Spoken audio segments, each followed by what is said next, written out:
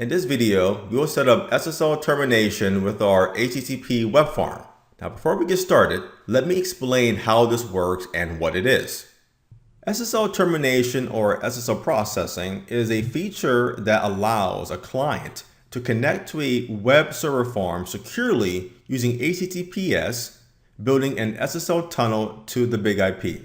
However, on the back end, the connections from the big IP to the servers in the pool can remain using HTTP, which is basically not secure.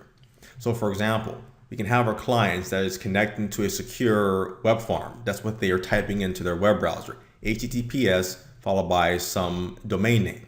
So that will be a secure tunnel that will be built from the client to the WAN-facing interface of the VIP on the big IP. Then on the back end, the big IP will encrypt and decrypt what it needs to, and then the communication for the client request will be exchanged non-securely using HTTP to the web servers in that pool.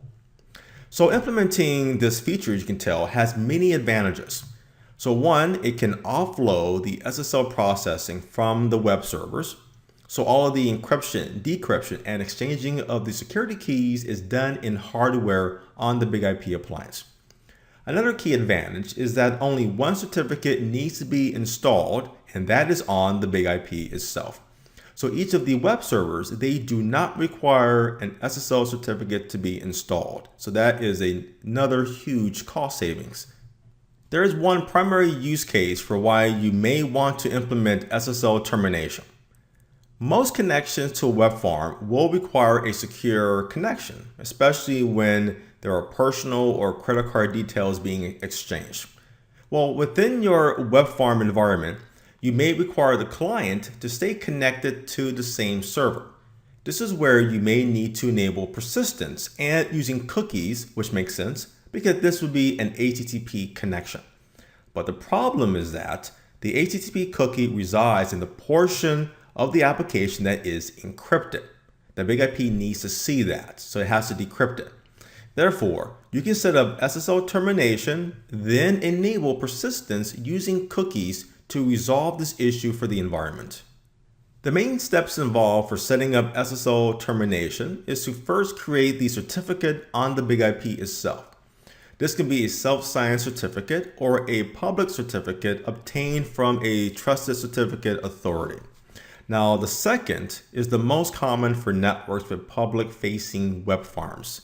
Self-signed certificates is more common for developmental internal use. It should not be used for your main production that clients or consumers could connect to and exchanging credit card information. They want to know that your site is trusted.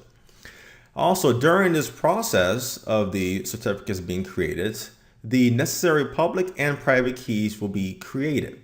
So in general, the public key is used for encrypting data and the private key is used for decrypting data. And of course, there are other steps involved in terms of creating an SSL client profile and then associating that to the virtual server. This is what we will do in our environment. The main thing to understand about SSL termination is considerations for the number of expected transactions per second, the TPS. It's important to check the hardware model that will be used for the maximum number of TPS for SSL acceleration. These details can be found on the F5 website. So here's an example. So for the 2200 series, without any extra SSL acceleration cards, this appliance can support up to around 4,000 transactions per second and around 2,000 security keys. So if your requirements is beyond that, if you're expecting maybe 10,000 transactions per second that could be secure, then you may need to consider a higher end appliance model. This is one of the things that we talked about in terms of the requirements for the environment to gather about the number of connections and the performance that is expected. Another security addition that you can add is enabling server-side security. So in this case, it may be required to provide encryption with the servers in the server pool.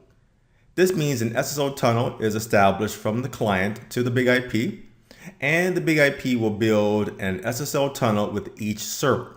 So doing this will increase the workload on the big IP because it is doing a lot of encrypting and decrypting for every session that occurs between the client and the server.